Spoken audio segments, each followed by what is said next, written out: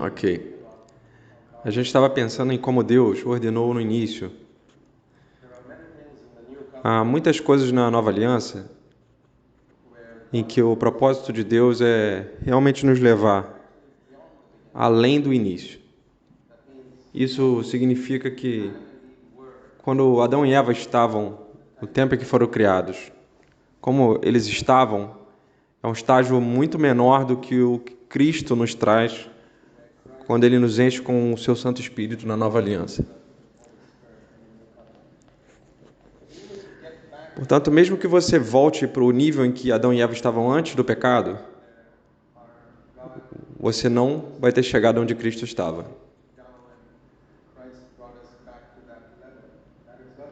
Não. Não é só quando Adão pecou e mergulhou, né? E se ele voltasse ali já teria sido bom, mas Cristo nos levou num nível muito mais alto do que Adão estava em Gênesis. E se a gente ficar satisfeito com aquilo, esse não é o exemplo suficiente. Então, o relacionamento de Jesus e a igreja, esse é o relacionamento que é o nosso exemplo. E o que a gente está olhando aqui, em Gênesis 2,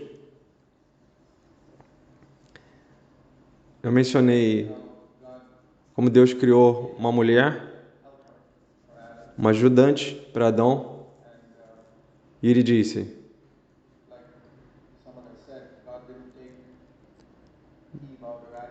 Deus não tirou não tirou Eva da cabeça de Adão, porque não queria que ela o governasse, e também não tirou dos pés, de um osso do pé, porque não queria que ele a governasse. Mas ele tirou de uma costela lateral, a reconhecer que ela é igual a ele. Mas há certos princípios que ele estabeleceu.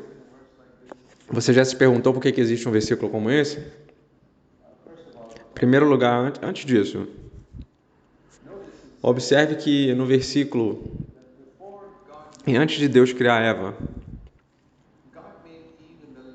Deus fez Eva na última parte do sexto dia. Na primeira parte do sexto dia, ele fez os animais. No quinto dia, ele fez os peixes, os pássaros. Mas por que ele não fez também os animais terrestres no quinto dia? Ele poderia ter feito peixes, pássaros e animais, mas não fez. Você percebeu isso? Percebeu?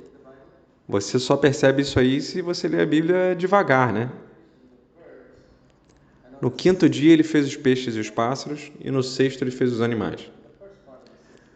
Na primeira parte do sexto dia. Na segunda parte do sexto dia, está tudo ali em Gênesis 1, ele fez um homem. E eu acredito que a razão foi dizer ao homem que é muito fácil você descer ao nível dos animais se você não tomar cuidado. Porque você é feito do mesmo pó que eles são feitos. É sobre isso Adão criou, vemos aqui, naquelas poucas horas.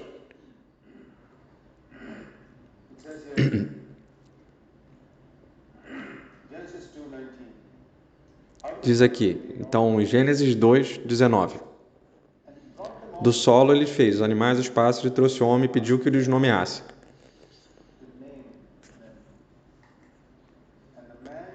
E o homem deu nomes, versículo 22, a todos os animais, pássaros, bestas do campo. Qualquer zoólogo vai te dizer, quantos eram? Centenas de milhares de animais e pássaros? Imagina se você fosse solicitado a cada um deles. Solicitado a nomear cada um deles. Eu acho que ali no 25 você já teria esquecido alguns dos nomes que você deu. Isso mostra a capacidade incrível que Adão tinha, como Deus criou uma pessoa fantasticamente inteligente antes do pecado entrar no mundo. O cara estava lá falando 150 mil. Eu sei que no 140.999 vezes eu ainda não falei esse nome, eu vou criar um nome novo. E ele ainda não tinha esposa. E é interessante a forma como isso está escrito. Um homem deu nomes a todo gado, pássaros, para ficarem assim, mas nenhum deles era adequado para ser ajudante de Adão. Isso significa que Adão está dizendo, ei, Esses animais são ótimos, mas eles têm pares e eu sou o único sozinho. Adão olhou para todos eles, falou, não, não. E aquela leoa ali, senhor? Não, não. Depois que ele disse não a tudo, então Deus diz, e esse aqui? Não, depois dos 200 mil animais, sei lá quantos animais, ele diz não a tudo aquilo. E está muito bem parafraseado lá na Bíblia Viva, em Gênesis 2:23. Ele diz assim, é isso, é isso. Depois de ter rejeitado lá 100, 150 mil, 200 mil, sei lá, ele disse, é isso.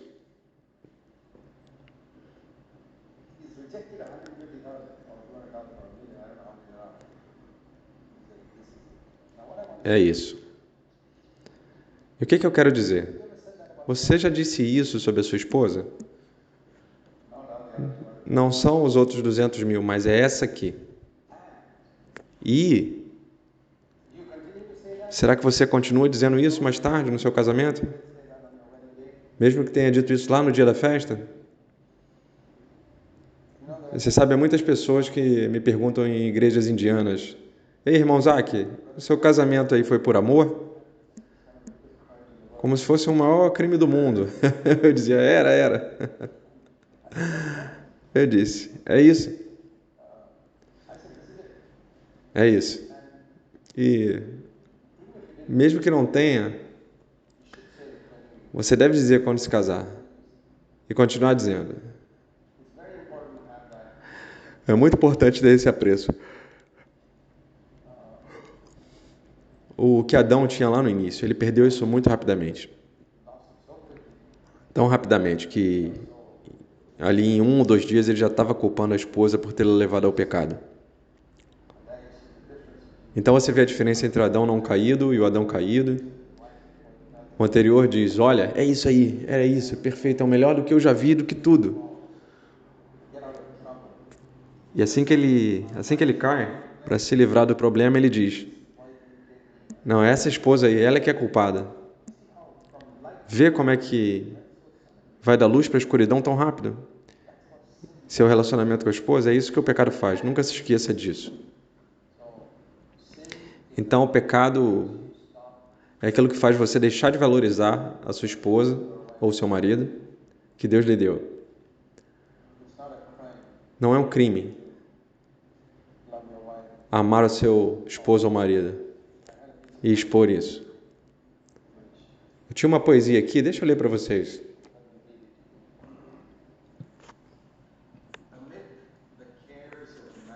Em meio às preocupações da vida de casado, apesar do trabalho duro e dos conflitos de negócios, se você valoriza a sua esposa doce, conte para ela. Houve um tempo em que você achava que era pura felicidade receber mesmo o favor de um beijo. Se agora ela não sabe disso, não chegue a esse ponto. Diga a ela. Olha que choque. Esperar que maridos indianos beijem suas esposas. Você sabe que muito do nosso pensamento, eu quero te dizer, ele é influenciado pelo ambiente não cristão aqui da Índia. Esse é o problema. Então leia Cânticos de Salomão.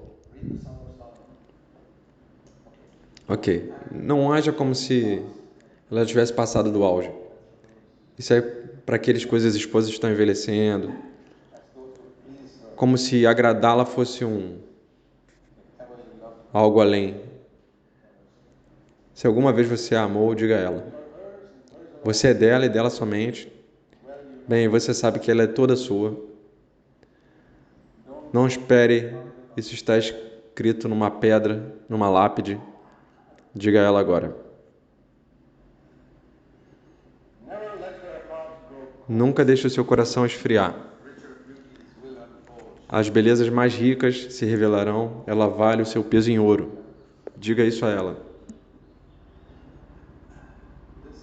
Esse negócio da valorização é uma outra área em que nós, como povo indiano, somos grandes avarentos.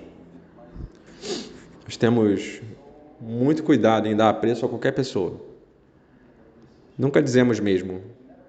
Quer dizer, diríamos a um médico que fez uma cirurgia ou um tratamento maravilhoso para salvar o seu filho, por exemplo, da morte certa, diríamos, nem hesitaríamos.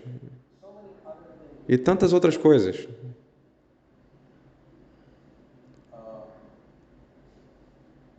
Em algum lugar, deixa eu ver se eu consigo encontrar aqui. Eu já escrevi sobre isso, eu não sei se está aqui. Talvez eu não consiga encontrá-lo imediatamente, mas eu copiei aí de algum lugar o número de horas de trabalho que a esposa faz em nossa vida, na nossa casa, os trabalhos domésticos.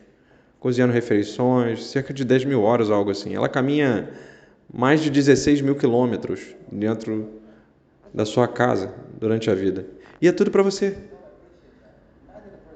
E não apreciamos isso. Imagina uma pessoa que caminha tantos quilômetros em poucos anos.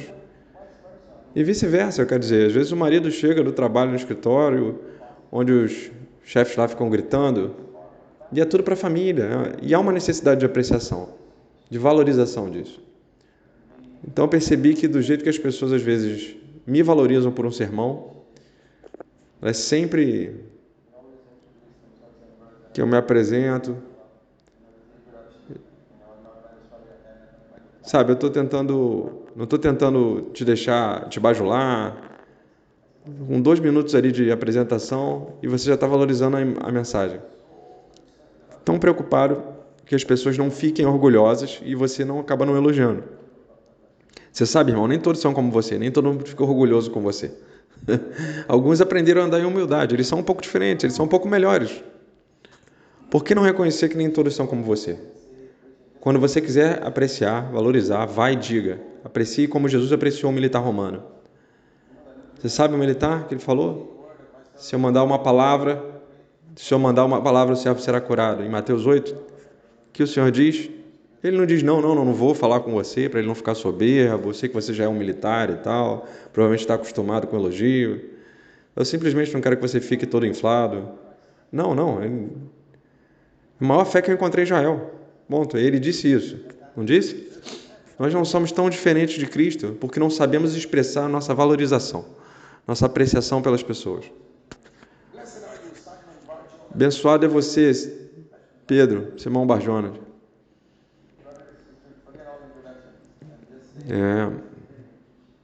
Olha para Nataniel e fala, ali está um homem sem dolo. Mesmo sem ter sido apresentado nem nada. E ele fica inchado? Não. É isso aí. Esse é o espírito do é isso. Lá que Adão falou. Deus me deu algo que eu não mereço. Não há nada melhor do que isso para preservar um casamento da maneira como deve ser. Caso contrário, você vai ficar aí admirando outras mulheres bonitas. E é bem verdade aquele provérbio que a beleza é profunda, ela não é superficial. Quando você vê uma mulher bonita, imagine como ela seria quando essa carne fosse tirada do seu rosto. Pense que se não houvesse nada ali, apenas um esqueleto horrível, um crânio. Eu lembro de uma pessoa que chamou isso de interessante arranjo de moléculas.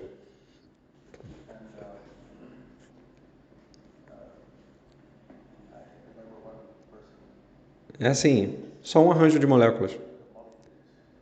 Se você conhece a química, você sabe que toda matéria é composta de moléculas. Toda. Então é só uma questão de organização. De uma certa maneira, a cara é feia. Se organizou de outra maneira, a cara é bonita. É uma análise interessante, porque seria muito estúpido você dizer, se for organizado assim é bonito, se for não for é feio. É incrível a estupidez do homem com relação a essas coisas. Como se você fosse destruir um relacionamento lindo que Deus te deu por algo que é tão vazio. Nunca perca esse sentido do é isso. Sempre aprecie, sempre valorize. Nunca perca esse sentido, esse sentimento, esse senso. Sabe, lá em Malaquias tem essas lindas palavras, lá no capítulo 2, 14. O Senhor foi testemunha. Lá na última parte, o versículo 13. Não adianta chorar diante do Senhor, porque Ele não aceita a tua oferta.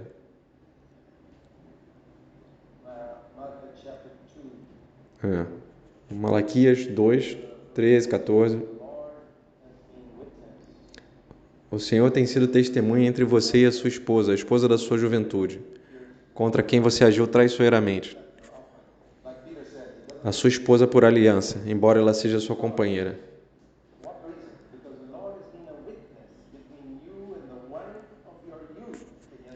Esposa da sua juventude. Ele usa esse termo. Mas aqueles que têm um remanescente do Espírito Santo, eles não fazem isso. Versículo 15. Elas estão no negócio de produzir a sua descendência, então tome cuidado com o seu espírito, para que ninguém trate traiçoeiramente a esposa da sua juventude.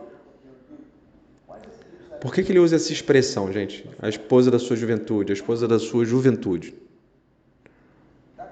Isso é porque o Senhor está tentando dizer que você deve sempre olhar para sua esposa do jeito que ela era quando era jovem. E é importante que tenhamos em mente. Sempre pense em sua esposa como a esposa da sua juventude. Sempre. Sempre que eu olho para minha esposa, eu vejo que é minha foto preferida dela. A gente tirou quando eu tinha ali uns 25, 26 anos. Quer dizer, tinha os cabelos grisalhos, isso tudo é uma questão da natureza, né? Mas é importante que você saiba que ela é a esposa da sua juventude. Então você não se sentirá mais atraído por ninguém. Você se preserva nisso e Deus vai ouvir as tuas orações. Muitas das nossas orações não são respondidas, porque você não é fiel em seus pensamentos com a esposa da sua juventude. Você poderia ter sido um grande homem de Deus, mas Deus viu quando você era traiçoeiro com a sua esposa em seus pensamentos. Eu costumo dizer às pessoas, por exemplo, se você conversa com uma mulher no seu escritório, talvez você nem toque nela, mas você continuaria a falar da mesma maneira se a sua esposa entrasse naquele momento? Se não, então a infidelidade sexual. Mesmo que você não a tenha tocado. Há muita infidelidade sexual na forma como os homens falam com as mulheres no seu local de trabalho e em outros locais. Eles foram traiçoeiros com a esposa da sua juventude. Essa é a razão pela qual não temos mais homens de Deus no púlpito. Deus não está com eles. Uma tragédia. Homens que deveriam ter sido ungidos pelo Espírito Santo e não são. É porque são infiéis em suas vidas de casados. Eu os encorajo, irmãos e irmãs. Irmãos, sejam fiéis com seus olhos. Sejam fiéis com seus pensamentos. Sempre digam, uma entre 150 mil ou 1 milhão. Deus escolheu uma. É isso aqui. É essa aqui. Sempre olhe para ela como a esposa da sua juventude. É Deus que realmente escolheu para você. Perfeita. E eu entendo que há muitas fraquezas nela e existem também fraquezas em você. Isso é compreensível. O marido perfeito é aquele que não espera a esposa perfeita. E a esposa perfeita é aquela que não espera ter um marido perfeito. Quem espera um parceiro perfeito é uma pessoa imperfeita. Então isso é muito importante. Sabe que Ezequiel era um ótimo marido. E a Bíblia conta como foi a atitude dele em relação à esposa. Você sabe? Você saberia se lesse a Bíblia lentamente. Ok. E Ezequiel, o Senhor fala com ele no capítulo 24. Ele diz que a esposa dele ia morrer. E é praticamente o único local onde todo o livro a esposa é mencionada. E a esposa vai morrer. E o Senhor ia tirar a esposa, mas avisou ele com antecedência. Veja ali, em Ezequiel 24, 15. A palavra do Senhor veio a mim dizendo, filho do homem, eu vou tirar de você. Como ele chama a esposa dele? O desejo dos seus olhos. Eu vou tirar o desejo dos seus olhos com um golpe. Que testemunho! Uau! Eu disse: Senhor, você pode me dizer que a minha esposa é o desejo dos meus olhos? Isso é Deus falando. Deus sabia que Ezequiel era um marido tão fiel com seus olhos. Sabe, alguns de nós, a gente já se gloria por não ter sido sexualmente infiel à esposa. Mas e os seus olhos, irmão? Deus pode dizer a você, será que Ele pode testificar que a sua esposa é o desejo dos teus olhos? Você poderia ter sido um profeta, mas se você for fiel nessa área, você poderia ter sido um profeta. Bastava isso. Bem, Deus não dá esse dom a qualquer um. Eu vou te contar, Ele dá àqueles que são fiéis. O desejo dos seus olhos. Deus leva essas coisas a sério. Ele não ouve as suas orações. Diz Ele, por que você lidou de maneira desonrosa? Então isso é uma coisa muito importante. Vamos lá voltar em Gênesis 2, 24.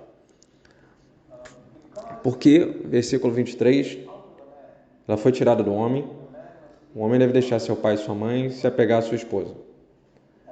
Sabe, é muito interessante saber. Duas coisas aqui.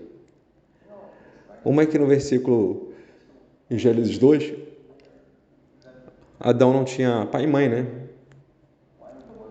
Por que esse versículo está aí se Adão não tinha pai e mãe? O homem deve deixar seu pai, sua mãe e se apegar à sua esposa. É um princípio que Deus estabeleceu para todos os casamentos futuros. Mesmo depois de Adão e Eva, todos teriam pai e mãe. Então não foi escrito para Adão, mas eles tiveram que deixar seu pai e mãe. É algo como o melhor exemplo. Sempre que você tem uma dúvida, a melhor coisa é olhar para Jesus. Você vê o que houve na vida de Jesus quando ele deixou sua mãe. Então você entende o que significa partir. E a mãe dele mandou ele fazer alguma coisa em Caná, certo? A primeira coisa que ele falou é: mulher, o que eu tenho contigo? É essa atitude. Me desculpe, mas agora eu estou num novo relacionamento. Meu pai me deu e eu tenho que cumprir esse ministério. Eu não posso fazer o que eu fiz como você diria, durante esses 30 anos. Você dizia e eu fazia, mas então deve ter sido um choque para Maria, que tanto se sacrificou. Você sabe que a Maria se sacrificou mais por Jesus do que qualquer mãe. Mais do que qualquer uma. Ela carregava o estigma de ter as pessoas pensando que era um filho ilegítimo. Mas ela carregou esse estigma. E ainda assim Jesus se voltava para ela dizendo: não tente interferir na minha vida. Eu não posso mais ouvir você.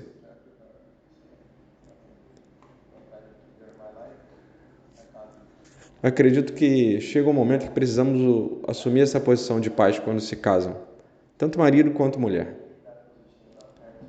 Você que diz que a sua esposa tem que deixar o pai e a mãe. Bem, em certo sentido, Jesus nas Escrituras e está inserido numa cultura, né? Gênesis foi escrito por Moisés. E Deus fala em uma situação onde era comumente aceito uma mulher deixar seus pais. Como na cultura indiana, uma mulher deixa a casa dos pais e vai para o marido assim que casa. Ela carrega o nome do marido e tudo mais. As coisas estão mudando porque o mundo está se afastando de Deus, mas esse distanciamento é necessário de ambos os lados. De fato, lá em Salmo 45, 10, diz a noiva o rei: esquece a casa do teu pai. Portanto, há uma palavra ali para a sabedoria de qualquer casa de teu pai. O rei deve desejar muito a sua beleza. 11:45, no Salmo 45. Portanto, deve haver uma partida. Marido e mulher, tem que haver uma desconexão. Portanto, deixará o homem e sua mãe e pai, Gênesis 2:24, se apegará à sua mulher. Por quê? Por essa causa, ela foi tirada do homem. Portanto, Eva foi tirada de suas costelas, parte do osso, carne de carne.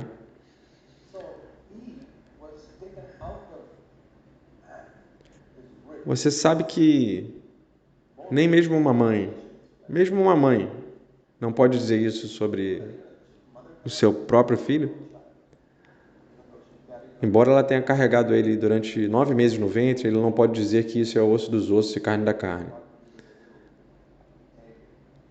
Quer dizer, ela contribuiu o óvulo e algum alimento durante 9 meses, mas não era parte integrante do seu corpo. Era um outro corpo sendo suprido. Mas Eva não era assim. Então era o osso real do corpo de Adão, transformado em um novo corpo. Isso é o que diz: osso dos meus ossos, carne da minha carne.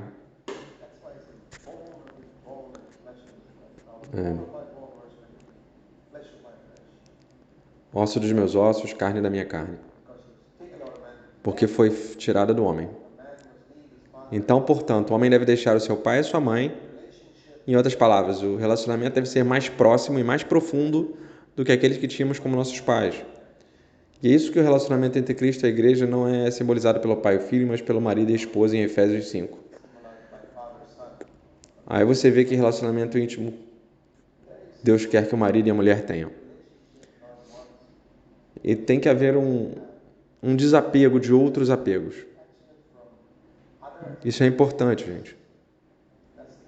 É o princípio de deixar pai e mãe. E isso não significa que temos que ignorá-los. Jesus não ignorou a mãe, mesmo quando estava pendurado na cruz. Ele tinha 4 irmãos mais novos, 2 irmãs mais novas, que poderiam muito bem ter cuidado de Maria, mas ele ainda sabia que era o filho mais velho e tinha uma responsabilidade, enquanto estava pendurado na cruz com toda aquela agonia e sofrimento. Ele estava pensando na mãe.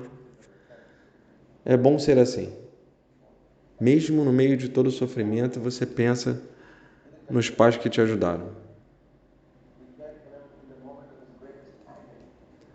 Então você vê o equilíbrio em Jesus. Ele equilibrava essas coisas. Ele não contou os seus pais não ter nada a ver com ele. Ele não disse isso para ela. Ele cuidou dela, mesmo no momento de maior agonia. Ele era totalmente altruísta, mas não permitia que interferisse no seu ministério. Essa é a questão. Ele não disse à sua mãe: não me importa. O que ele disse é: não interfira no meu ministério. Mas é claro, vou cuidar de você, eu estou morrendo, vou sustentar você. Farei com que um dos meus discípulos cuide de você. Então garanta que seus pais sejam bem cuidados, tanto o homem quanto a mulher. É a sua responsabilidade. Eles cuidaram de você desde que você era um bebê indefeso. Você teria morrido se eles não cuidassem de você.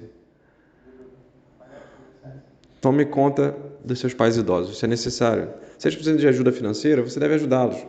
Mas deixe-os. O que significa partir? Partir é emocional. Sabe, em muitos casos na Índia, às vezes, como as pessoas são tão pobres que não podem sair fisicamente da casa dos pais. Eles têm que morar naquele único cômodo na casa por necessidade financeira. Mesmo aí, é possível sair emocionalmente sem ter que sair fisicamente. Há pessoas que... Alguns de nós podem estar bem, dentre nós aqui, né? A maioria de nós, ou todos nós, tenham talvez o suficiente para ter a sua própria casa, porque ganham o suficiente. Mas há muitos em aldeias da Índia que são pobres, que não podem se dar o luxo de deixar a casa. Então, não os desprezem. Deus me treinou para trabalhar nessas aldeias muitos anos atrás. E não foi fácil. Eu tinha largado meu emprego na Marinha e eu descobri que tinha que morar com meus pais porque eu não tinha renda. Éramos extremamente pobres e não havia outro jeito. Então eu entendi que não seria fácil. E eu não recomendo a ninguém. Mas percebi que Deus estava me treinando para não desprezar as pessoas pobres das aldeias da Índia, que também estão naquela situação.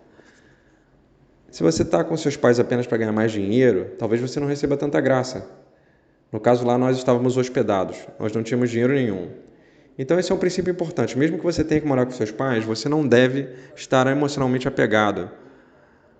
Porque os pais, especialmente os pais indianos, têm uma maneira tremenda de interferir nos casais.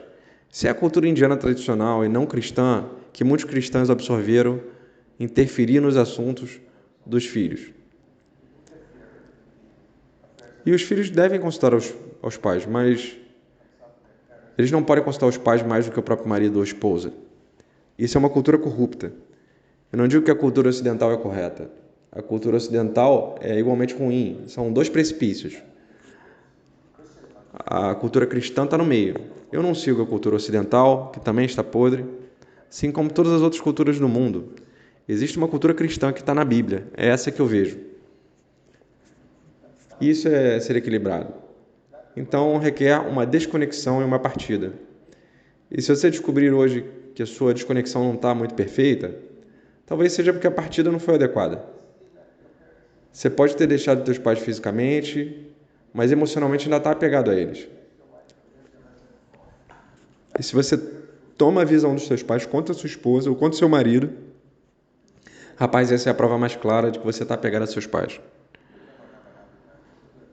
Você nunca vai ter um casamento feliz assim, enquanto estiver apegado a seus pais. Ou seja, ame-os, cuide deles, mesmo que você esteja morrendo numa cruz, sustente seus pais como Jesus fez, mas não se apegue. Você tem que quebrar essa conexão. É uma pena. Veja, fiquei tão perto todos esses anos, não posso abandoná-los assim. É como quando nasce um bebê, a mãe diz, não corte esse cordão umbilical. Já faz 9 meses que nós estamos ligados, não corte, deixa.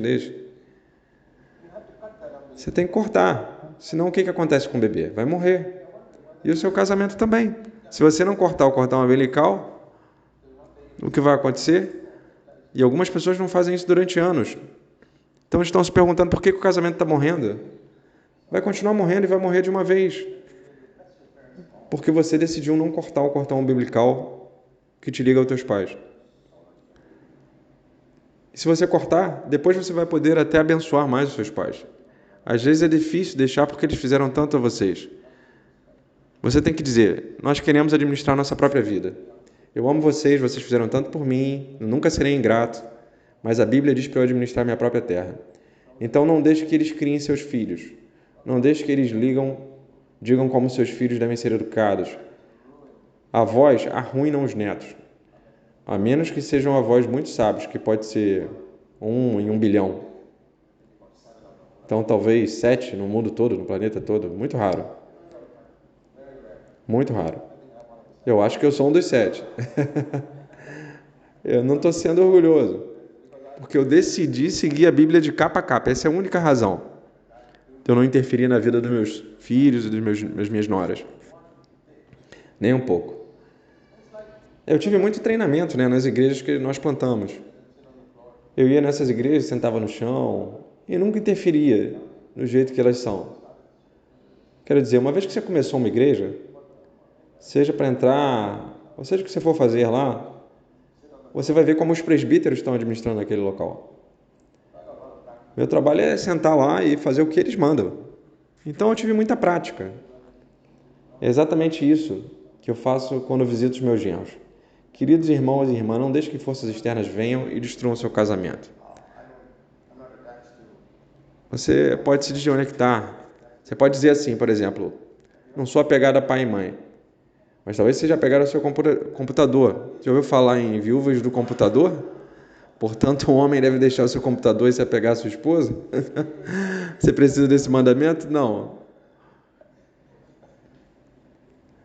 Provavelmente, talvez seja o seu meio de ganhar a vida, e tudo bem, vai lá, mas não se apegue. Eu tive que lidar com essa questão eu mesmo, porque eu pude trabalhar de casa. Tive o privilégio de poder trabalhar de casa. Então, eu trabalhei bastante no computador, com e-mail e várias coisas. Bem, então você tem que saber separar essas coisas. Mas ainda assim, eu estou em casa o tempo todo, há muitas oportunidades de interagir com a minha esposa. Mas aqueles de vocês que estão trabalhando fora de casa, sabe? Alguns trabalham lá 12 horas por dia. Quando chega em casa, é melhor deixar o computador e se unir à sua esposa. Ou pode ser uma outra coisa, sabe? Deixar aquele jogo de futebol, seja lá o que for que você esteja pegado.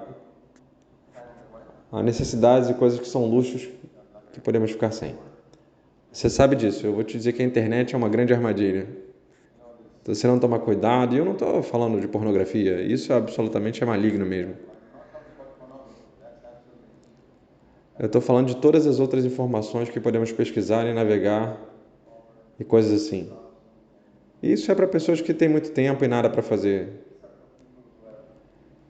Quer dizer, toma cuidado com isso. Cuidado com esses sites, as redes sociais, Facebook, coisas assim. Se você está gastando mais tempo com isso do que com a Bíblia, tome cuidado.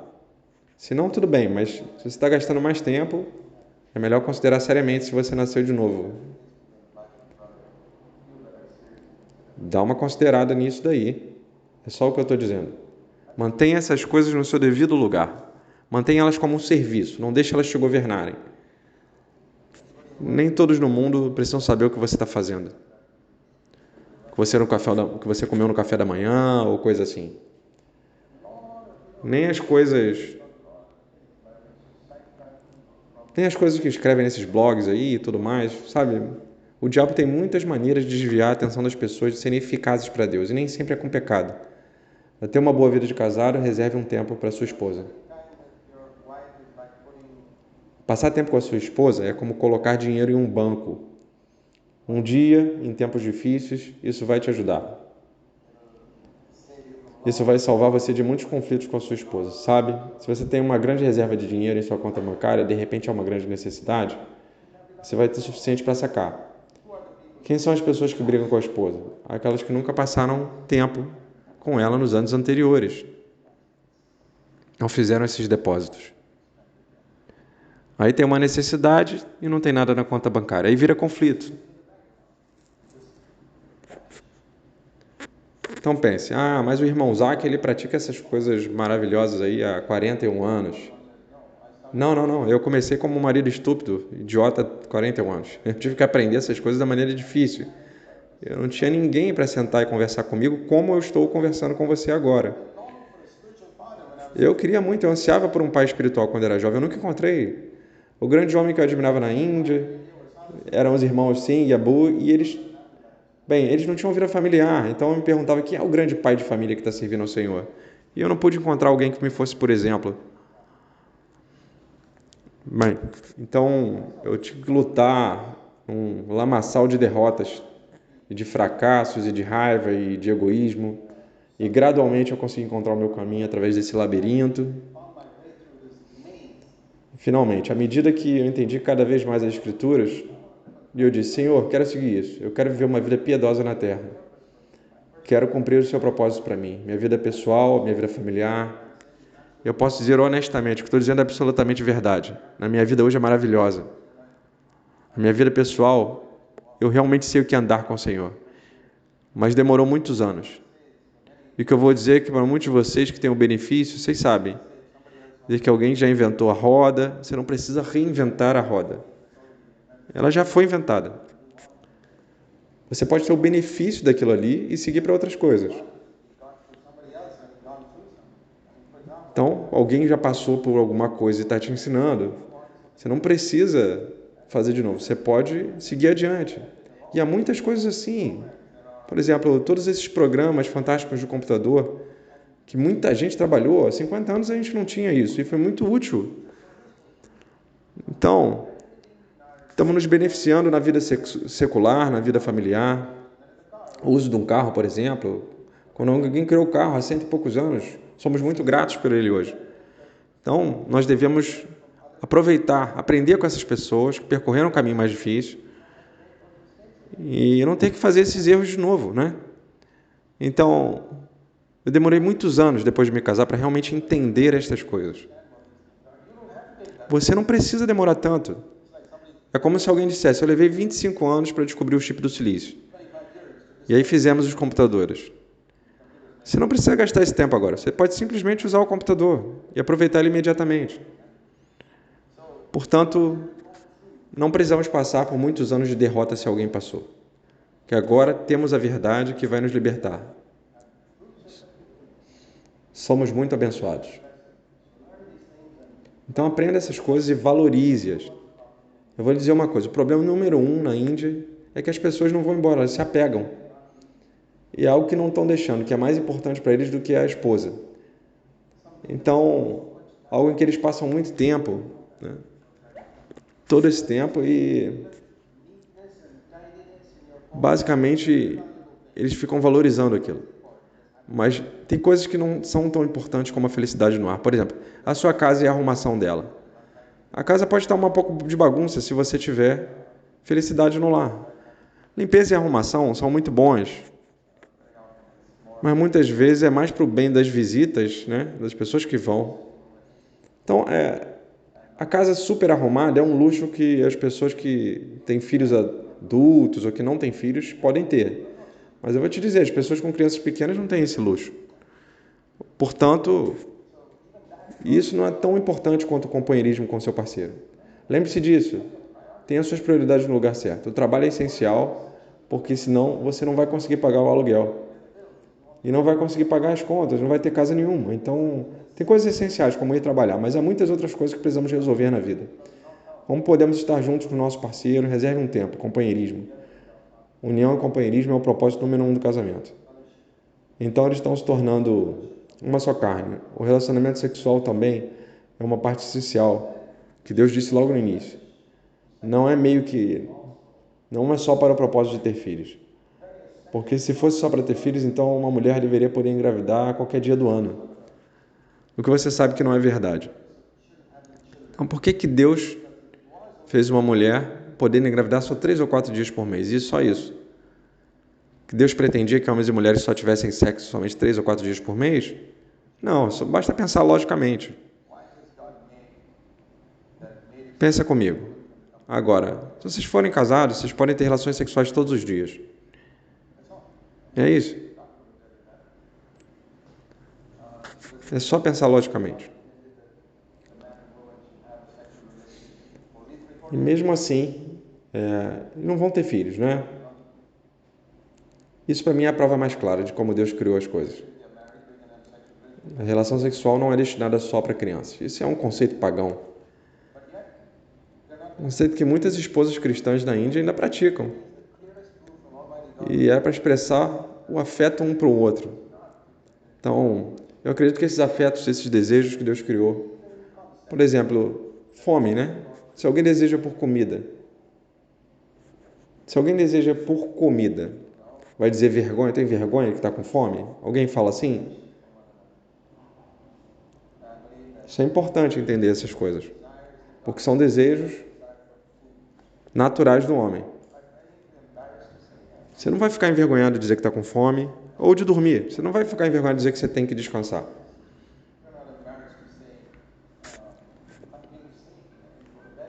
Preciso dormir.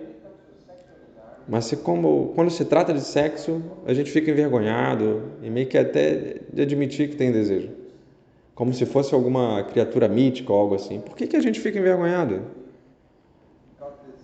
Sabe por quê? Porque herdamos esse conceito do diabo. Os filmes sujos e todas as histórias que nos influenciam. O diabo faz uma lavagem cerebral em nós. E eu lhe digo, eu estou falando de cristãos, hein? Não estou falando de não cristãos. Ele faz uma lavagem cerebral na maioria dos crentes nascidos de novo, para dizer que não há problema em ter desejo por comida, desejo por dormir, mas tem problema em dizer desejo por sexo. Ah, não, sexo já é errado. Eu vou te dizer onde está errado. Se você tem desejo por comida e você rouba, então está errado. E se você tem vontade de dormir e está dirigindo um carro, isso é errado. Por favor, não faça isso. Mas vou te dizer, se você dormia numa reunião errado, já aconteceu muitas vezes comigo. Vocês podem achar que não, mas eu, por exemplo, tive que pegar voos e estava tentando superar um jet lag de 12 horas em algumas reuniões. As pessoas estão sentadas com pessoas que eu nem conheço e eu vou te dar esse exemplo. Na maioria das vezes ali, entre o mês de julho e agosto, eu estou viajando para reuniões lá no Ocidente, que é um período chuvoso aqui na Índia, então não tem reuniões. A conferência, num determinado lugar, sempre em agosto, início de setembro, nos últimos 10, 15 anos, eu saio direto de um jet lag de 12 horas num voo para uma conferência. É uma conferência ótima, onde a maioria deles dorme na reunião. O irmão Zac não quer ouvir nenhum dos outros oradores. Eles falam assim. É um clássico exemplo daquilo, não julgue pelo que seus olhos veem. Há uma razão por trás disso. E a razão é essa. Dormir na reunião não é pecado. Até porque um homem dormiu numa reunião, caiu, morreu. Deus ressuscitou ele para provar que mesmo se você cair morto, eu te ressuscito. Então até Deus certificou essa parte. Louvado seja o Senhor. Então você sabe, mas dormir enquanto dirige, isso é mal, porque você pode matar alguém e até você mesmo. É. Então às vezes é errado dormir. Se você está dirigindo um carro, vai tomar um café ou algo assim. Da mesma forma, o sexo é errado mesmo se você só desejar com alguém que não seja sua esposa. Ou seja, se você se render a isso, mesmo na sua mente antes de se casar. Então, se você quiser ter isso da maneira como Deus lhe deu, a sua esposa, tá perfeito. Mas se você está pensando em outra pessoa, como nesses filmes obscenos que te provocam a isso, então isso é mal.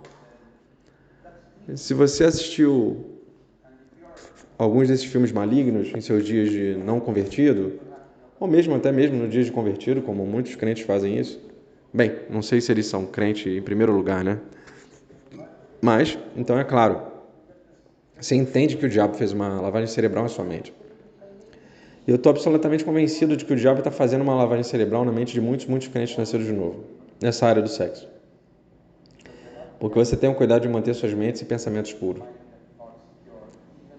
Mesmo depois de nascerem novamente, eles assistem a filmes onde são 5 segundos ali de algum tipo de sujeira.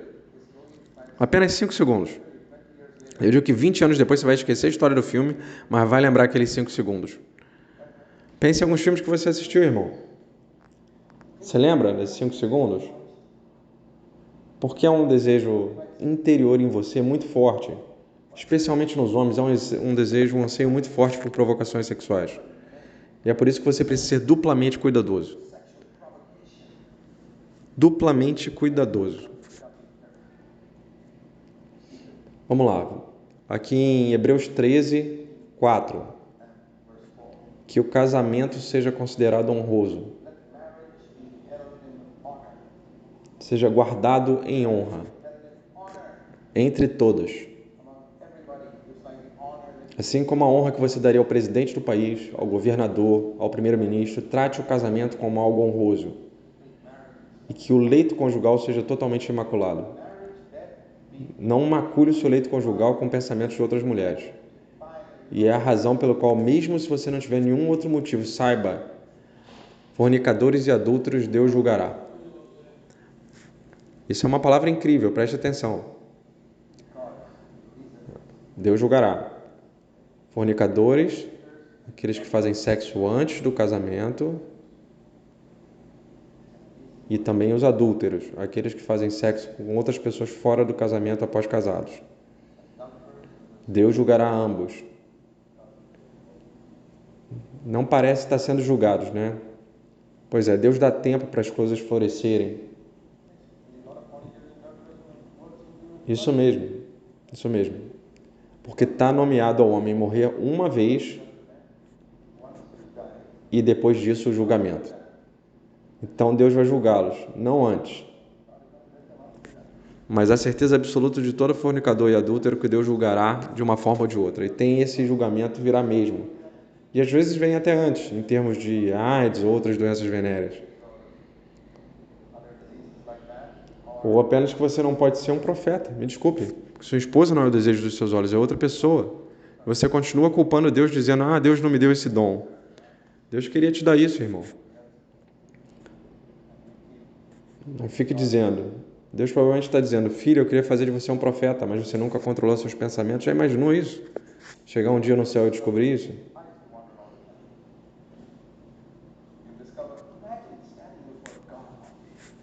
Que situação, hein? Essa foi a razão, você nunca se controlou. Seus olhos vaguejando. Você sabe quanto a igreja na Índia perdeu? A igreja em todo o mundo? Porque alguma pessoa não se controlou e outros não puderam ser abençoados. Queridos irmãos e irmãs, levem a sério a vida de casados. Desconectem-se, partam e tornem-se uma só carne.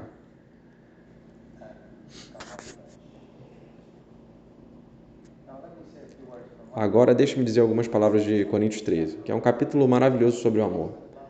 Maridos, amem suas esposas, esposas, amem seus maridos, ambos estão nas Escrituras. Como Cristo amou a igreja. Efésios 5, 25. Esposas amem seus maridos, Tito, capítulo 2, 4, ambos estão lá. E esposas estejam sujeitas a seus maridos. Os maridos estejam sujeitos às suas esposas. Você viu isso? As esposas estão ansiosas para descobrir esse versículo, né? Pois é, eu vou mostrar a vocês.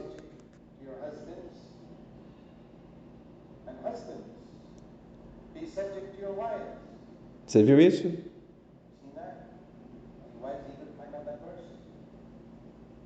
Então hoje aqui eu vou ser popular com todos vocês. Efésios 5, 21.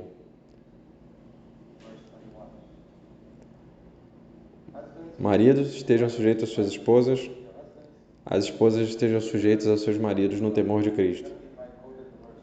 Por favor, me digam se eu citei as palavras erradas. Leia com atenção, devagar. Você percebeu? Talvez você tenha perdido porque não leu devagar. Maridos estejam sujeitos às suas esposas no temor de Cristo. Esposas estejam sujeitas aos maridos no temor de Cristo. Eu estou certo ou errado?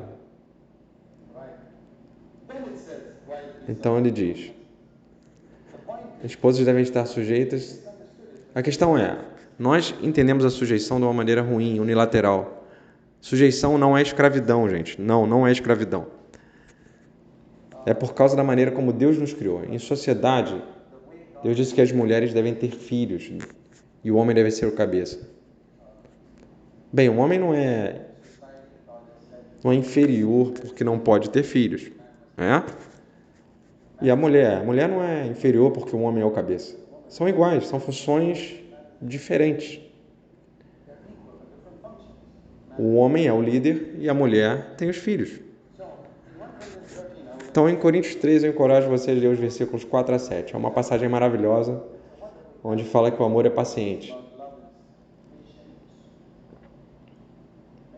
Levando em consideração o fato que sua esposa ou marido vem de uma origem completamente diferente,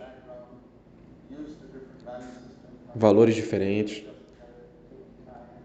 Então, as coisas levam tempo. Não tente forçar ela ser do dia para a noite como você quer. Não seja impaciente. Deixe ela ser ela mesma. O amor é gentil. Respeite a sua parceira. Aprecie os pontos positivos e pense no resto. Você mesmo. Outras coisas que você pode colaborar. Então, o amor não é ciumento, o amor não se vangloria, não é arrogante, não age de maneira inapropriada. O que significa sempre ser respeitoso um com o outro em público. Não se gabar, não dar à sua esposa um complexo de inferioridade. Se mostrar quanto inteligente você é ou não é. O amor não busca o seu próprio. Ele busca a necessidade do parceiro. Ele não é provocador. Isso significa que as suas misericórdias se renovam a cada manhã. Todas as manhãs. Ele não se alegra com a injustiça. Lembre-se que a verdade não é algo que você deva sacrificar nem mesmo para sua esposa.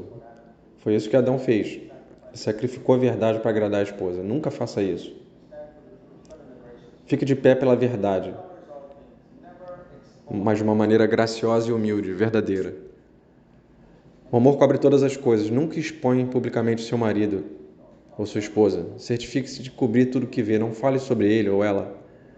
Não fale com as outras pessoas, a menos que esteja conversando com um irmão confiável, que sabe guardar confidências, ou com alguém que possa te ajudar. Mas você não vai sair por aí falando. O amor acredita em todas as coisas. Significa que você deve acreditar. Muitas mulheres suspeitam. Elas vão atrás dos seus homens para ver se pegam alguma falta. O homem pode ser suspeito também. Ir atrás da mulher. Será que ela levou algum dinheiro para os pais dela? Será que meu marido está olhando? Enfim. Em outras palavras, confie no Senhor. Não destruam a sua vida de casados. Você pode sumir e um dia aparecer para o Senhor te mostrar todas as suas suspeitas, está vendo? Tudo que você suspeitava era falso. E o Senhor diz, você teve 30 anos de vida miserável de casado porque permitiu que o diabo alimentasse a sua mente com suspeitas. É pelo fruto que você sabe se existe algo maligno. Então peça para Deus expô-lo. Mas até então o Senhor não suspeitará, não suspeitarei de nada. Se Deus manifestar claramente, e não julgue pelos erros, todos cometemos erros. Não leia coisa demais num erro. Você vai estar destruindo o seu próprio casamento, como se estivesse cortando a sua própria carne. Muitas esposas e maridos são assim, tiram uma espécie de corte e ficam ali. Então acredite em todas as coisas, mesmo que as coisas não estejam muito boas. Espere que as coisas melhorem. Você vai resolver as coisas. Em outras palavras, esteja disposto a pagar qualquer preço por um casamento feliz. E assim você vai estabelecer no seu lar uma pequena manifestação do céu na terra, onde seus filhos podem crescer e um dia produzir tanto outro lar como o seu para entender o reino de Deus na terra, para estender o reino de Deus na terra. Essa é a vontade de Deus para cada uma das suas famílias.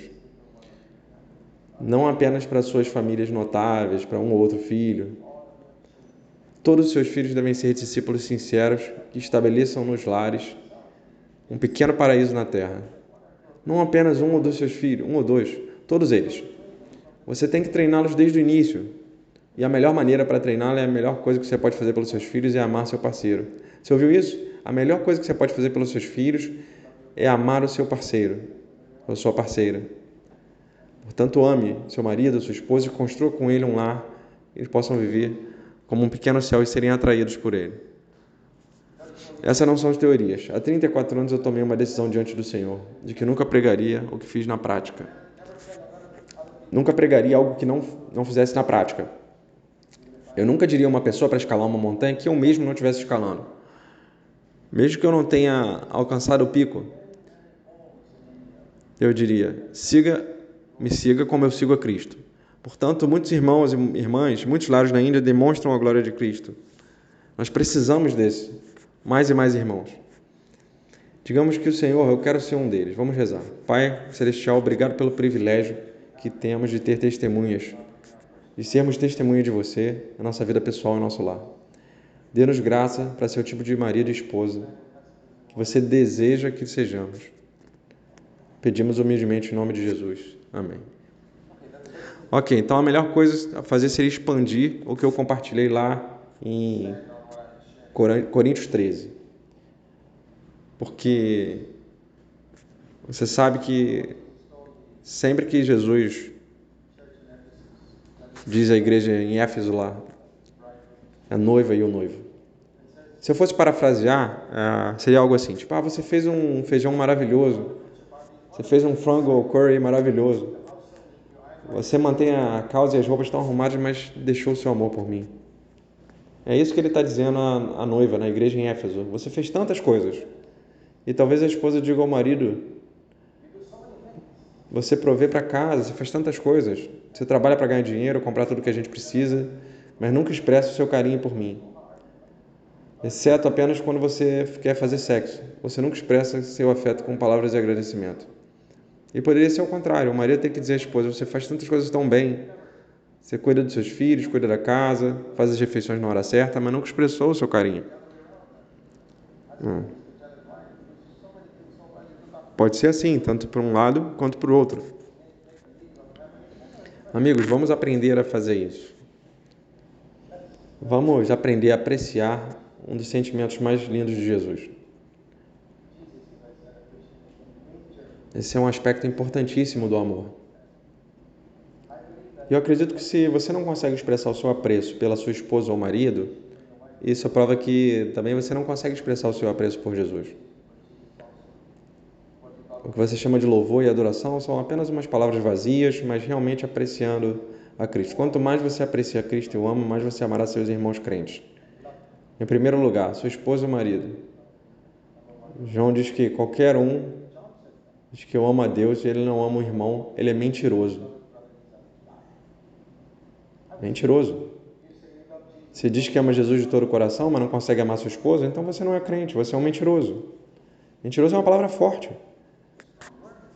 João, o apóstolo do amor. Isso mesmo. O apóstolo do amor te chama de mentiroso se você diz que ama a Deus de todo o seu coração, mas não ama a sua esposa. Isso é muito claro, o versículo é João 4. E é por isso que em 1 Coríntios 13 é uma ótima passagem. Você pode ver todos os tipos de dons. Dom para dinheiro, você é tão inteligente, e mesmo que você tenha todos eles, se você não tiver amor, você vale zero. Você provê para sua casa, você faz isso e aquilo, mas se você não tem amor, é zero. É a coisa mais importante. Eu já estive em lares onde as pessoas são extremamente pobres, mas não tem muito do marido, mas amam de verdade um ao outro por muitos anos de casamento. É ótimo, eu quero dizer. Outro dia eu estava ali no aeroporto. E aí a minha esposa estava chegando. E eu vi umas velhinhas ali saindo para encontrar o marido. E eles apenas sorriam para elas.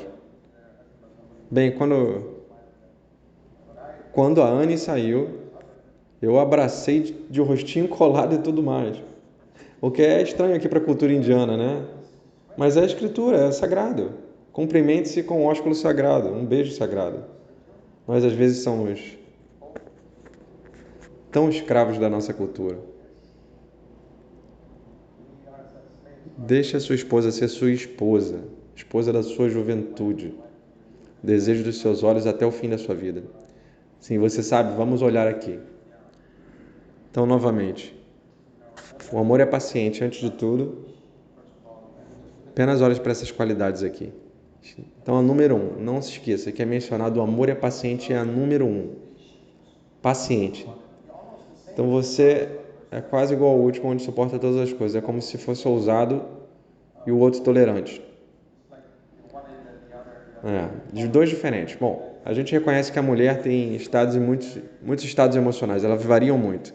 Ao contrário do homem, que é mais estável emocionalmente, a mulher varia. Ela parece subir e descer. E o amor é paciente, então isso é dar ao seu parceiro liberdade para ser ela mesma ou ele mesmo. Eu acredito que essa é uma maneira pelas quais podemos construir comunhão. Se conseguimos nos interessar pelo que seu marido e sua esposa estão fazendo.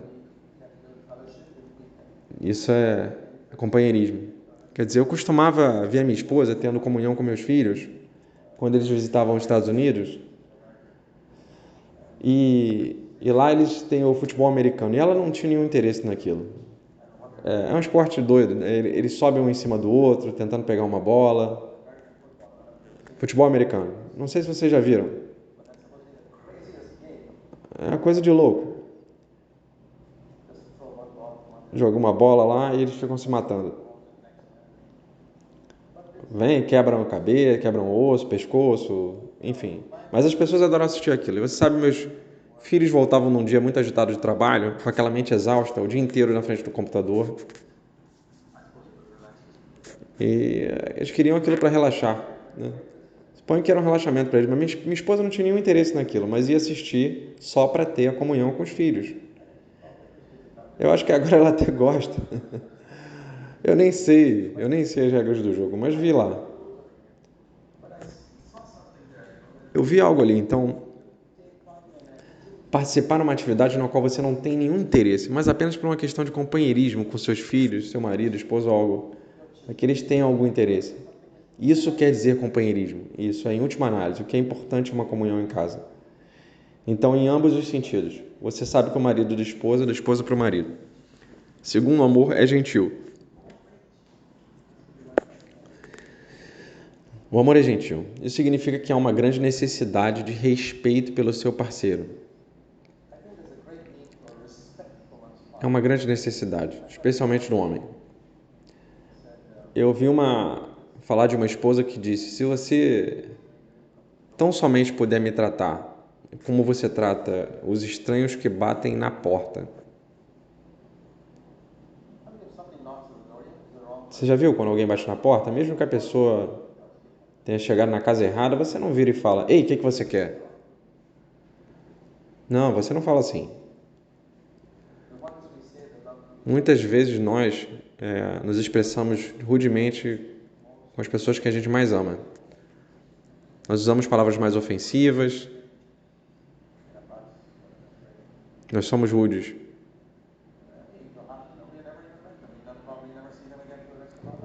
Você trata bem pessoas que talvez você nunca mais vai ver pelo resto da vida. A gente consegue ser muito cruel com os nossos parceiros.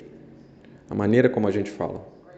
Há uma grande necessidade de arrependimento. Eu acredito que a destruição dos lares é feita pela nossa língua. Morte e vida estão no poder da língua. Então precisamos aprender como ser gentil, porque não somos naturalmente assim. Assim, precisamos entender que uma esposa é, a maioria das vezes, como uma prisioneira dentro de 4 paredes na casa. Afinal, é uma rotina tão monótona, né? E, às vezes, o marido volta para casa e não reconhece isso. Ou a esposa não reconhece que o marido teve um dia difícil no trabalho e que é necessário reconhecer que a outra pessoa provavelmente teve um difícil, tão difícil o dia dela como foi o teu. Então, seja gentil. Nunca compare a comida da sua esposa com a da sua mãe. Você já fez isso? Eu ouvi isso uma vez sobre Adão e Eva. Eles tinham essa grande vantagem que os outros casais não têm. Você já ouviu? Ela nunca teve que ouvir como a mãe de Adão cozinhava bem.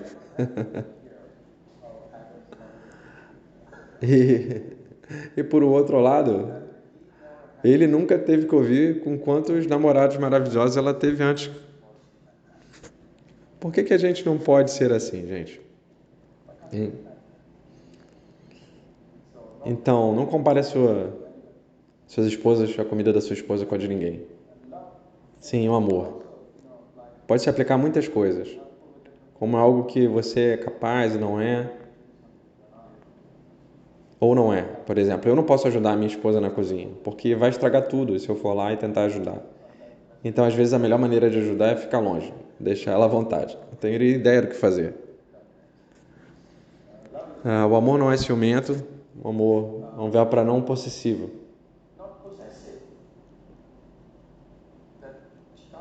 Talvez ela não possa ter liberdade para sair com as amigas, sozinha por aí. Dê liberdade ao seu marido para encontrar os amigos dele também. Dê à sua esposa a liberdade de visitar os pais. Não seja ciumento e possessivo. Pode impedir, sabe? Quando diz maridos estejam sujeitos às esposas e esposas estejam sujeitas, a parte disso é que dá à pessoa um espaço sem mover os limites, sem invadir os limites e ocupar aquele país como invasores, como os mongóis e todas aqueles tribos que invadiram a Índia. Não invada um outro território que Deus desenhou. Você sabe que há um versículo em Provérbios, entendeu? Não mova os marcos antigos. O que significa que essas pedras são mantidas. Você sabe que há a fronteira de uma propriedade, não os mova. Você já leu lá em Provérbios? Não mova. É a mesma coisa em relação à sua esposa. Não diga, que agora a área é minha. Não é sua. Deus criou uma área exclusiva para sua esposa, deixa ela lá. Deixa ela ter um pouco de liberdade. Outra é número 4. O amor não se gaba, não é arrogante. Acho que muitas vezes isso pode acontecer quando o marido faz sua esposa se sentir pequena. Faz com que ela sinta que não é tão espiritual quanto ele. Faz seu marido se sentir pequena por não ser tão espiritual quanto você ou não conhecer a Bíblia. Como você sabe, há muitas maneiras de parceiro poder fazer a pessoa se sentir pequena. Isso é uma forma de se gabar. Você sabe que a coisa maravilhosa sobre Jesus é que as prostitutas e os bandidos com quais Jesus lidava, os maiores pecadores, eles podiam se sentir confortáveis. Ele nunca fez ninguém se sentir pequeno. Nunca fez ninguém se sentir inferior a ele. Mesmo Deus sendo um Deus todo-poderoso. Qualquer pessoa do mundo era inferior a ele. Vamos seguir o exemplo dele. Ele nunca fez ninguém se sentir inferior. Você sabe, mesmo em nossos relacionamentos na igreja, eu tentei o meu melhor para nunca fazer ninguém se sentir inferior a mim. Os jovens, eu quero dizer. Eu adoro quando as crianças falam comigo livremente. Não quero dizer nem os seus próprios filhos, quer dizer, outras pessoas relaxam se os seus filhos falam com você. Isso é ótimo. Eu quero perguntar a você, quão livre as pessoas se sentem para conversar com você? Talvez elas se sintam pequenos que nem cheguem perto de você. Talvez você os trate assim, trate a sua esposa assim também. Você pode dar a ela um complexo de inferioridade com críticas constantes. Você não está fazendo corretamente. Você não está fazendo isso corretamente. Poderia ser um marido, onde no final das contas você poderia ser como uma esposa que disse para alguém: meu marido pensa que apenas 2 pessoas são perfeitas no mundo. Uma é Deus e a outra é ele, porque ele age assim. É isso que eu quero dizer com o se gabar. E no número 5 é não agir de maneira imprópria, é ser cortês, o que é uma característica cristã, né? Isso não é algo que você liga em público e desliga em casa. Isso é o que os filhos de Adão gostam, né? Quer dizer, eles ligam uma coisa chamada cortesia em público e quando chegam em casa eles desligam. Quer dizer, então tá tudo bem, você pode ter as melhores roupas para sair, se vestir e em casa se vestir com pijama ou coisa mais simples, tudo bem. Mas a cortesia não, a cortesia nunca é desligada, ela é parte do nosso comportamento. Então, é a nossa natureza cristã. Para ser cortês em Kerala, por exemplo, a maioria aqui de Kerala, os crentes nascidos de novo, mesmo que falam línguas espirituais, eles parecem que têm uma outra língua quando falam com a esposa. Eles chamam de Hedi. Eu não sei muito bem o que significa, não dá para traduzir isso bem, mas é algo tipo de Ei! E acho que esse é o mais próximo que eu consigo traduzir. Mas não é um oi, não. É um oi, ei, de qualquer maneira. Então, eu tô tentando o meu melhor aqui ensinar para as pessoas nas igrejas a não se dirigirem às suas esposas assim. E um marido me disse: irmão, isso é uma expressão de amor, irmão. Aí eu disse: é realmente? Então por que você não permite que ela te chame de rala? Também. Ah, você não quer que ela te chame assim, né? Você quer que ela te chame de uma maneira amorosa. Isso tudo é uma bobagem hipócrita, é uma justificativa. Então eu disse: você não pode nem chamar os seus filhos assim de Heri. Não, por favor. Não, chame eles por algum nome melhor.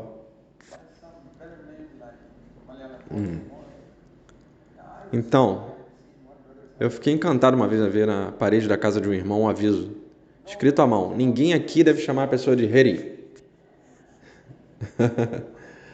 Você deve saber ser cortês. Não desligue isso quando chega em casa. Eu tenho muito cuidado com isso, mesmo com os filhos dos outros. Até com meninos, né? Quando eu vou para uma outra conferência, eu nunca chamo ele de ô rapazinho. Não, eu respeito. Há uma pequena fronteira em torno do qual dele ali, do qual Deus colocou, desenhou. Ele tem uma dignidade. Ele é um ser humano que foi criado à imagem de Deus. Mesmo com 3 anos de idade, eu quero respeitar isso.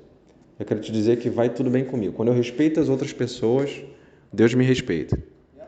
A outra coisa é não buscar seu próprio bem. Número 6 ali. Então, amar sempre busca o bem da outra pessoa.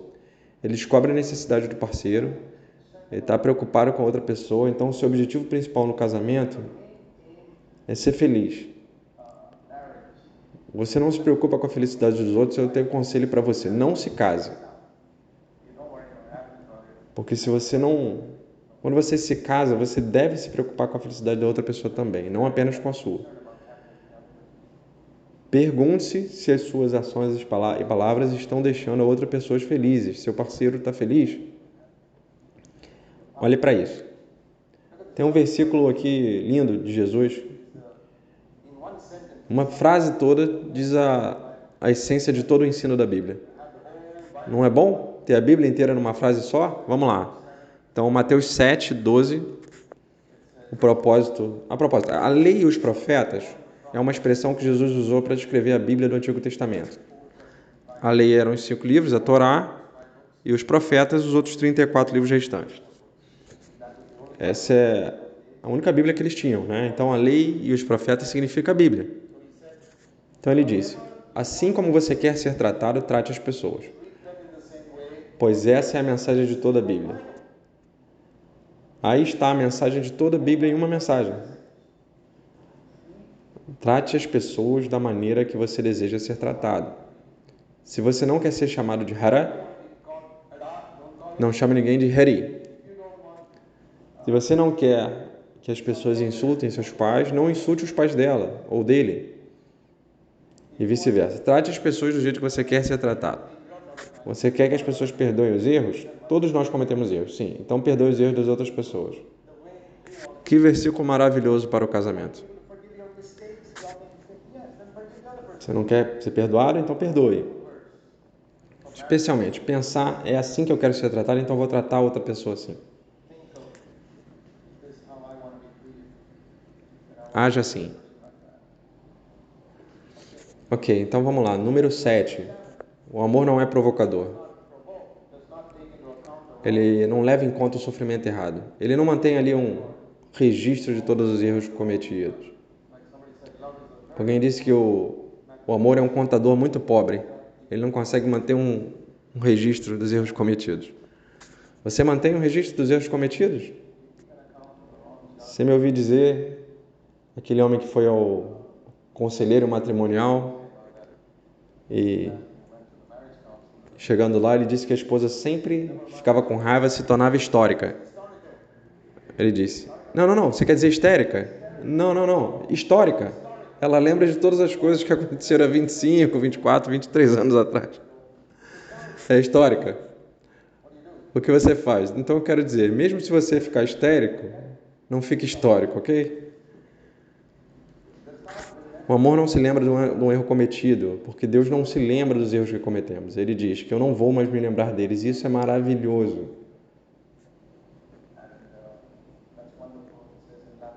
Diz lá em Lamentações 3, suas misericórdias são renovam todas as manhãs. Eu quase que olho para isso como se Deus olhasse para mim todas as manhãs e diz: ei, você nunca pecou na vida toda. Você nunca pecou. Então, se você pecar, hoje vai ser a primeira vez que eu vou te perdoar. É isso que significa ter misericórdias que se renovam a cada manhã. Eu creio que é assim que eu sou justificado por Deus. Deus me declara justo porque o sangue de Cristo limpou o meu passado. E agora olha para mim como se nunca tivesse pecado. Como é uma sensação de limpeza depois de você ter tomado um belo banho, se sentir revigorado, sem pecado. Não é maravilhoso? E agora o Senhor diz: você está disposto a tratar seu parceiro da maneira como eu te trato? Ou será que você quer que no futuro eu trate você da maneira como você trata o seu parceiro? Sim, Deus pode ser histórico com você, como você é com seu parceiro também. E não se esqueça disso, ele pode ser muito mais histórico por muito mais tempo, lembrar de muito mais coisas do que você do seu parceiro. E você quer isso? Sabe que eu tenho notado algumas coisas ao longo dos anos. Deus nos trata como nós tratamos as pessoas. Se você quer que Deus seja bom com você, seja bom com as outras pessoas. Seja bom como os empregados que trabalham na sua casa. Seja bom com eles. Você gosta de receber um bônus? Dê um bônus de vez em quando. Eu não estou pregando algo que eu não pratiquei, não. As pessoas que trabalharam lá em casa. Meu cristianismo não está no púlpito. Isso é só 1% do meu cristianismo. Aqui em pé. 99% está em outro lugar, principalmente em casa. Então lembre-se disso. O que você vê no público é 1%. 99% você está em casa. Esse é o cristianismo. Se não funcionar aí, jogue fora o lixo que você pegou na versão errada. Está tudo errado. Cristianismo errado. Então, no número 8, não se alegre com a injustiça, mas se alegre com a verdade. Isso significa que não devemos ignorar as coisas que estão erradas em casa, mas eu digo, quando você for corrigir algo na sua esposa ou seu marido, por exemplo, tenha certeza de que você já passou tempo suficiente valorizando tudo que eles já fizeram por você, antes de dar aquela palavra de correção, para que você se regozije com a verdade. Quer dizer, algo errado está sendo feito, temos que corrigi-lo, mas a correção deve estar sempre no fundo, com um fundo de apreciação, um fundo de valorização. Isso é o que eu digo, é como se fosse um quadro negro. Entendeu? Significa que se você gastou tantos anos sem valorizar, então não corrija. Não use giz para corrigir quando não há quadro negro. O quadro negro é a valorização. Você já fez isso vários anos, então agora vai lá, já valorizou tantos anos, você pega o giz e escreva algo, corrija. A sua esposa ou no seu marido, eu te garanto, eles vão aceitar um ou dois conselhos. Vejam, quando há uma tempestade, nenhum fazendeiro vai plantar. Então, a mesma coisa, quando tem uma tempestade em casa, cubra a sua cabeça e ore. Mas não tente ficar semeando. Reze para a tempestade passar. Certifique-se de que realmente passou. Verifica lá o boletim meteorológico. Então há um tempo para corrigir também. Deve haver valorização, apreciação. Então, o número 9 cobre todas as coisas que você conhece. O amor cobre uma infinidade de pecados. Como eu disse, o que eu disse antes, que nunca expomos as fraquezas do nosso parceiro em público, nunca. Nunca. Quando eu digo nunca, eu quero dizer nunca. Exceto quando você quiser ajudar a pessoa mais velha que você conhece, mas não faça fofoca. Quem pode aconselhá-lo? Selecione uma pessoa que não vá espalhar isso. E vá pedir o conselho, não há nada de errado disso. Uma coisa muito piedosa, e se você reconhecer humildemente como ir a um professor e dizer, Senhor, eu não estou conseguindo resolver esse problema aqui, você pode me ajudar? Como fazer a matemática desse problema? Eu não sei fazer, pode me ajudar? Não tem nada de errado com isso. Então você precisa de ajuda, mas cubra os pecados. Acredite em todas as coisas que eu mencionei antes, confie no seu parceiro. Coloca um pouco da melhor interpretação. Quando você é algo, não julgue pelos olhos ou ouvidos, mas dê a melhor interpretação que você pode fazer. Todos pensam que pode haver uma razão melhor do que essa. Talvez seja apenas o diabo alimentando vocês com suspeitas. Então, tenha a melhor interpretação possível. Espere todas as coisas, o que significa que eu lembro de uma vez que estava pensando muito, há muitos anos. Estava pensando em um irmão em particular sobre alguma responsabilidade e ele disse, mas era há 5 anos. Não, eu não posso confiar nele, porque ele fez isso há 5 anos. E imediatamente o Senhor falou para mim, você lembra como você estava há 5 anos? Você quer que as pessoas se lembrem de você como você era há 5 anos? E aí eu disse, não, Senhor. Eu conheço os dias em que eu era um legalista na CFC. Então, eu prego a verdade, mas agora eu prego com um tom diferente, um espírito diferente. Eu pregava coisas corretas, mas era falado de um jeito diferente. Então, considere a possibilidade de que as pessoas mudam. Não pense na sua esposa ou marido como ela era no passado. Ele pode ter melhorado as esperanças. E, finalmente, o amor suporta todas as coisas, nunca falha. Isso significa que ele aguenta até o final. Deixe-me dizer, isso finalmente... Um casamento feliz não depende de encontrar a pessoa certa. Você sabe quanto esforço as pessoas fazem antes do casamento para encontrar a pessoa certa, né? Um casamento feliz depende de ser a pessoa certa, não de encontrar a pessoa certa. Uma festa de casamento é um evento e o casamento, na verdade, é uma conquista, é uma construção. Há muita diferença. Qualquer um pode ir para um quarto, casar, mas construir um lar requer um homem e uma mulher piedosos. E oro para que todos vocês estejam presentes nos dias que virão. Louvemos ao Senhor. Vamos inclinar nossas cabeças. Pai Celestial, agradecemos a você por nos ajudar nessas sessões e entender que há algo nos seus caminhos. favor, nos ajude realmente a clamar por você em nossos lares, para que construamos casas que o honrem. Na nossa casa, em nome de Jesus. Amém.